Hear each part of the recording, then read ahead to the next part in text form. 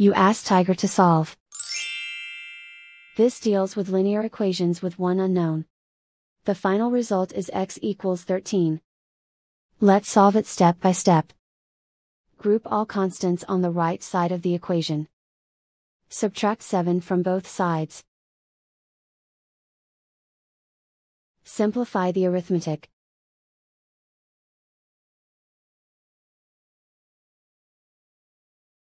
Isolate the x.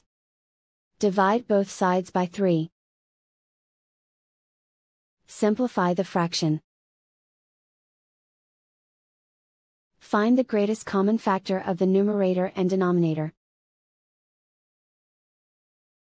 Factor out and cancel the greatest common factor.